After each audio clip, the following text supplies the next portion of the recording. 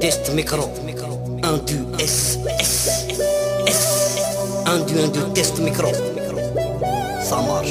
Hassan Oulbat, bonjour et merci d'avoir accepté d'accorder cet entretien à Kassataya.com. Je rappelle que en décembre dernier, votre mouvement Conscience et Résistance a tenu un congrès à l'issue duquel vous aviez été désigné nouveau porte-parole du mouvement. Quelles en sont les autres résolutions majeures? À l'issue de son congrès tenu à Nouakchott en décembre dernier, Conscience et Résistance a pris plusieurs résolutions, dont certaines concernent le plan intérieur. Par exemple, nous avons décidé d'abandonner totalement la clandestinité, de nous inscrire dans un plan légal, c'est-à-dire une mutation vers un parti politique seul ou avec d'autres, nous y reviendrons sans doute. Nous avons aussi fait des constatations sur l'architecture de la domination ethno-sociale qu'on a toujours dénoncée depuis maintenant 10 ou 15 ans. Nous avons réaffirmé notre ancrage dans l'opposition. Nous avons également demandé au gouvernement de revoir sa diplomatie, c'est-à-dire surtout sur le plan international, en essayant de rattraper ce qui s'est déjà passé avec la Libye et que cela ne se répète pas, notamment avec la Syrie et le Sénégal. Et enfin, nous avons demandé à ce que la Mauritanie ratifie pleinement les statuts de la Cour pénale internationale de manière à ce que les auteurs de crimes à caractère raciste.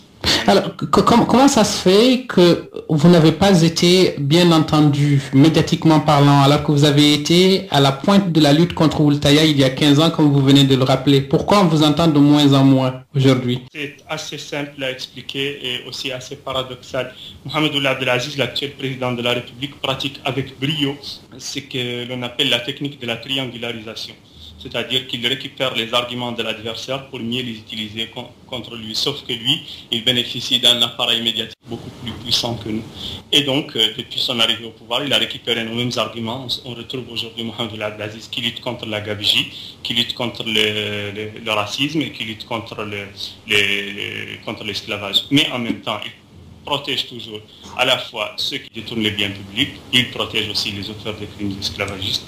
Quant à la dernière question des crimes racistes, j'espère que nous allons y revenir. Mais est-ce que ce n'est pas aussi parce que le mouvement Conscience et Résistance a toujours revendiqué son caractère élitiste? Est-ce qu'aujourd'hui, au moment où les mouvements de masse font vaciller des dictatures au point de bouleverser la géopolitique du monde arabe, est-ce que le moment n'est pas venu pour vous de remettre à jour votre logiciel? Hélas, je ne peux que récuser cet argument. Il y en aura certainement d'autres qui expliquent nos insuffisances et nos carences, mais pas celui-là. Je vous rappelle tout de même que le printemps arabe a été initié par des mouvements effectivement des masses, mais derrière ces mouvements, il a fallu quand même une certaine élite pour, je ne dirais pas éduquer, mais au moins encadrer et diffuser les messages. Les jeunes qui étaient sur leurs ordinateurs, sur les réseaux sociaux jour et nuit, n'appartenaient pas forcément à la masse, même si le mouvement lui-même a été porté et amplifié par les masses. Mais votre position en retrait aujourd'hui, est-ce qu'elle ne s'explique pas aussi, Hassan Oulbat, par le dynamisme de mouvements comme Touche pas à ma nationalité ou IRA? Nous considérons que ces mouvements sont exactement dans la stricte continuité de ce que nous avons toujours fait et nous ne considérons pas du tout IRA. Alors là, loin de là, comme des concurrents, si leur message passe mieux que le nôtre, franchement, je ne puis que m'en féliciter. Et si tel est le cas, l'essentiel est que les messages passent, puisque, in fine, c'est le même message. Alors, je vous ai entendu parler de la situation politique en Mauritanie. Quelle lecture en faites-vous aujourd'hui, vous, en tant que porte-parole de Conscience et Résistance? Il y a ce qui relève du symbole et il y a ce qui relève de la gestion au quotidien. Comme je vous ai dit, sur les trois grands axes, le président de la République était parti sur une bonne lancée en dénonçant l'esclavage, en dénonçant les crimes racistes et en dénonçant aussi les détournements des biens de l'État. Et on voit où est-ce qu'on en est aujourd'hui. Concernant les symboles, lui-même se place dans une situation où il peut difficilement se défendre. Rien qu'à y regarder de plus près dans son entourage immédiat, et je peux en donner des exemples si vous le souhaitez. Allez-y. On se rend compte, par exemple, que ce soit sur le plan de la justice, que ce soit sur le plan de l'éducation ou que ce soit sur d'autres plans. L'on se rend par exemple qu'au sommet du pouvoir, les leçons que le président de la République impose au peuple, ces leçons-là, il a du mal à se les appliquer à lui-même. Par exemple quoi? Vous restez vague, Alassane Lebat. On ne vous entend pas dire des choses concrètes. C'est comme mon procès d'intention. Vous dites qu'il ne se les applique pas, ces leçons-là, mais concrètement, c'est quoi? Est-ce que vous avez des exemples à nous donner? Soyons concrets. Lorsque Mohamed Ould Abdelaziz a visité une école à Arafat de manière surprenante et qu'il a pris la place du maître en disant que l'école mauritanienne doit reprendre sa place, il a dit que cette école-là, elle doit reprendre sa place comme un vecteur d'éducation des enfants, mais ses propres enfants à lui, il n'ose pas les confier à cette école. Que peut-on dire par exemple d'un président de la République qui travaille pour l'amélioration de l'école mauritanienne nationale et en même temps ses propres enfants, il les place dans l'école de la République française. C'est-à-dire que lui, ses propres enfants, il les met à l'école de l'ambassade de France, mais parce que l'école mauritanienne n'est pas suffisamment bien pour ses enfants. C'est quand même un aveu d'échec de la part d'un président de la République. Même encore faut-il que ce que vous dites là soit prouvé, et encore faut-il que ce soit prouvé que ses enfants sont bien à l'école française. C'est quelque chose de très facile à vérifier, et d'ailleurs, n'allons pas jusque-là. Si les enfants de Mohamed Ould Abdelaziz ne sont pas inscrits à l'école française, alors je suis prêt à ce qu'on m'intente un procès en diffamation. Alors, vous avez parlé de cette situation politique en Mauritanie. Il y a eu IRA qui est en pointe de la lutte contre l'esclavage ou ses séquelles selon le camp où on se trouve. Il y a aussi eu à la fin de l'année dernière, de l'année 2011, ce mouvement Touche pas à ma nationalité qui s'est mobilisé contre un recensement jugé discriminatoire. Est-ce à dire aujourd'hui que ces deux mots qui ont gangrené la politique mauritanienne ces dernières années-là ne sont toujours pas éradiquer le racisme et l'esclavage? Jugez-en par vous-même et on va les prendre un par un. La situation de l'esclavage, lorsque des militants se sont déplacés dernièrement à Ain Varba pour dénoncer un cas flagrant, à la limite, ils ont fait, on peut dire même qu'ils n'ont même pas fait leur travail de militants, ils ont fait leur travail de citoyens important à la connaissance de la force publique, un manquement grave à la loi. Alors, au lieu de cela, on les a mis eux-mêmes en prison, sans même se poser la question de savoir est-ce que le cas d'esclavage dont ils parlent est avéré ou pas. Eux, on les a mis en prison, on les a torturés, les preuves ont circulé largement de on a vu des photos, mais certains ont dit que c'était des photomontages. On pourra toujours le dire, on pourra toujours dire que c'est des photomontages, on peut toujours mettre le doute là où il n'y en a pas. Mettons qu'ils n'ont pas été torturés, admettons cette hypothèse d'école, il n'empêche qu'ils ont été mis en prison juste parce qu'ils ont dénoncé un cas d'esclavage. Quant à la situation de touche pas à ma nationalité, dernièrement, il y a eu une manifestation à l'université. Tous les étudiants qui étaient à la pointe de cette manifestation ont été interpellés par la police. Mais lorsqu'il a fallu en prendre les meneurs pour les déférer devant le parquet, on a trié comme par hasard les 6 négro-africains du groupe et on les a déférés devant les juges. Franchement, des preuves du racisme pratiqué au sommet de l'État plus flagrante, moi j'en ai rarement. Et Alassane Lebat, à vous entendre, il y a de très graves problèmes en Mauritanie. Pourtant, nous ne voyons pas de mouvement. On entend de temps à autre des actions qui sont conduites, ça et là. Mais pourquoi la Mauritanie reste-t-elle à l'abri de ce qui s'est passé dans le reste du monde arabe? Est-ce qu'il y a une spécificité mauritanienne? Ce qui se passe dans le reste du monde arabe est porté par une vague régionale. Et il se trouve qu'en Mauritanie, et ça c'est peut-être la chance du président de la République, il est arrivé au pouvoir récemment, il y est arrivé il n'y a même pas 4 ans. Alors que dans les pays arabes, les masses se révoltent contre des dictateurs qui sont là depuis 20, 25, 30, voire 40 ans dans le cas justement dans le cas du mentor de Mohamed Ould Abdelaziz, je parle de feu Muammar Kadhafi. Alors que dans notre cas, il est là depuis 4 ans. Il est vraiment difficile d'arriver à médiatiser le cas d'un dictateur qui opprime son peuple et qui n'est là que depuis 4 ans. C'est ça ce qui freine pour le moment la propagation de cette question. Mais est-ce qu'on n'a pas le sentiment aussi que vous grossissez le trait un peu, où Abdelaziz l'a dit lors d'un entretien avec Kassataya, que à entendre certaines personnes, on a le sentiment que la Mauritanie est à feu et à sang alors qu'il n'en est rien. Ce sont ces propos que je rapporte.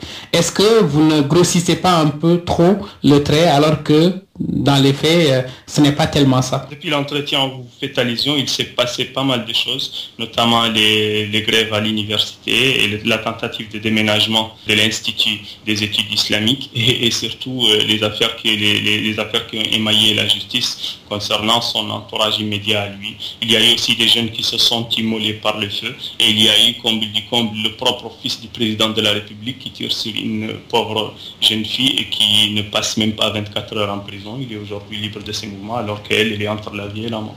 Lassane Lebat, l'actualité de la sous-région, c'est aussi l'instabilité avec notamment le réveil de la rébellion Touareg au Mali voisin. Quelle est votre réaction par rapport à ce point? C'est un scandale ce qui se passe au Mali, tout simplement, parce que c'est une situation qui était en train de se calmer et Mohamed Abdelaziz a sauté sur l'occasion de la chute de Muammar Kadhafi et du réarmement des Touaregs qui constituaient une partie des milices de Kadhafi.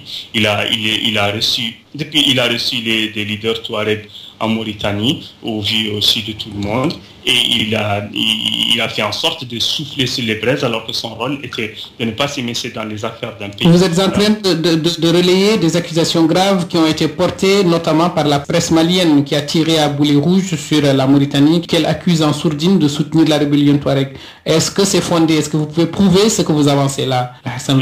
Les accusations de la presse malienne ne sont pas une nouveauté.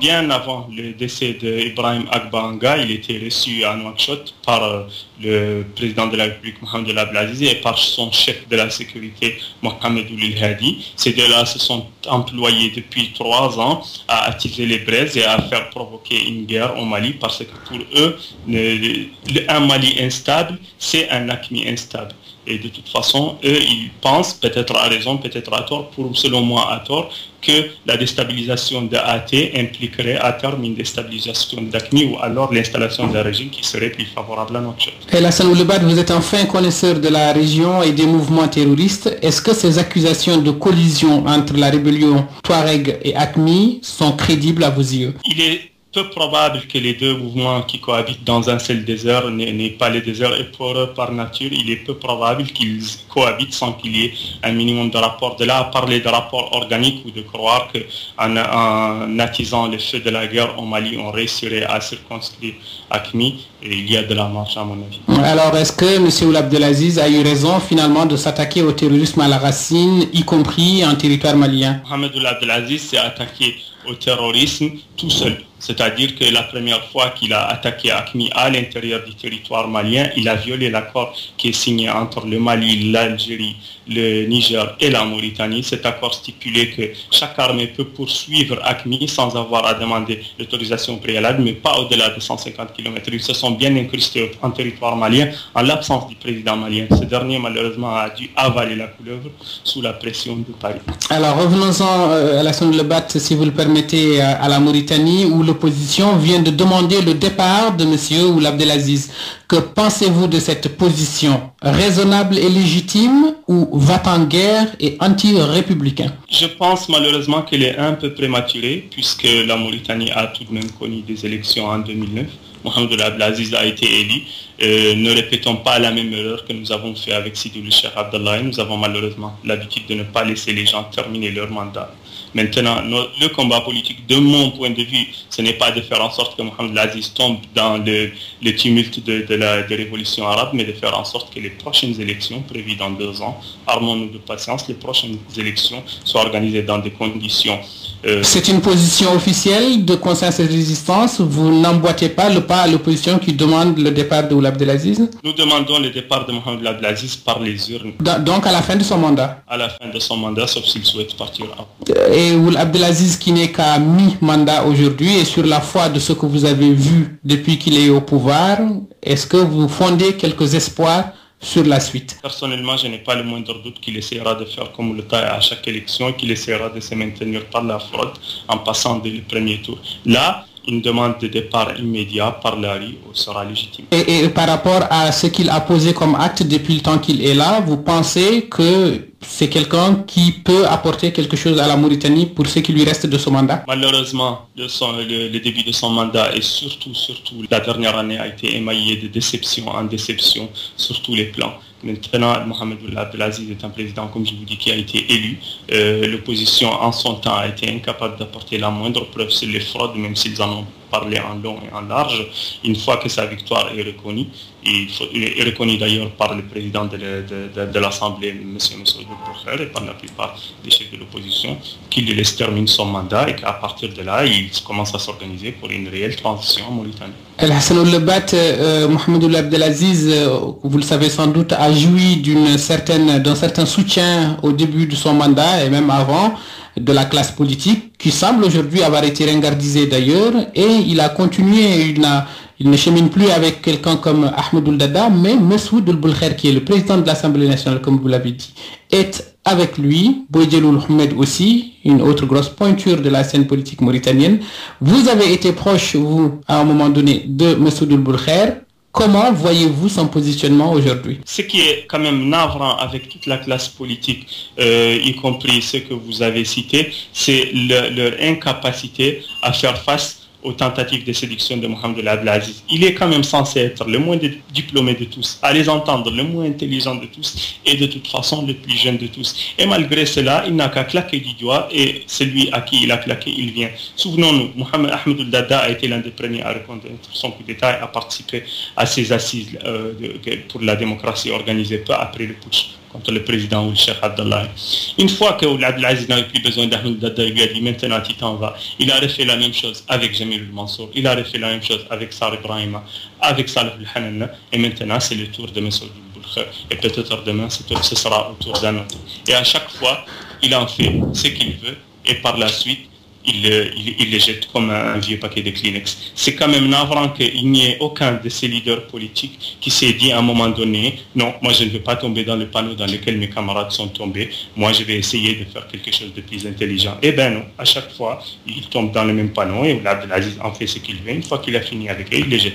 El-Hassan Ould-Lebat, vous êtes donc, je rappelle, le porte-parole de Conscience et Résistance. Une dernière question, Ould Abdelaziz qui vient d'arriver au pouvoir, qui vient même d'atterrir sur la scène politique, qui se joue de vieux turbans, si vous me passez l'expression, de la scène politique mauritanienne. Est-ce à dire qu'il est temps qu'il y ait un changement générationnel en Mauritanie, y compris au sein de l'opposition? Je le souhaite ardemment, même si la dernière parution dans les librairies, peut-être que vous l'avez noté, d'un livre du président Ould Tah me fait craindre que peut-être lui-même pense qu'il a toutes ses chances de revenir. Et vraiment, avec la carence de l'actuelle classe politique, je ne serais pas étonné qu'il revienne un jour au pouvoir. Et là, ça ne serait plus du tout un renouvellement de la classe politique, mais un désolant retour en arrière. Vous avez des perspectives sombres, M. Hassan Ould-Lebat. En tout cas, merci d'avoir accordé cet entretien à Kass Ataya. Merci. Au revoir, M. Hassan Ould-Lebat. Merci à vous. C'était donc M. El-Hassan Ould-Lebat, porte-parole de Conscience et Résistance. Votre mandat court pour combien de temps? Vous êtes porte-parole pour combien de temps encore? Jusqu'au prochain congrès, c'est-à-dire si tout se passe bien, dans 3 ans. Dans 3 ans, et la présidence est assurée aujourd'hui par M. Balla Touré. M. Balla Touré, qui est aussi au Flair et à IRA. Merci, M. El-Hassan Ould-Lebat. Au revoir. Au revoir. Exprimez-vous librement sur kassataya.com. Librement sur kassataya.com. Ah واو بصحتك بصحتك franchement بصحتك franchement بصحتك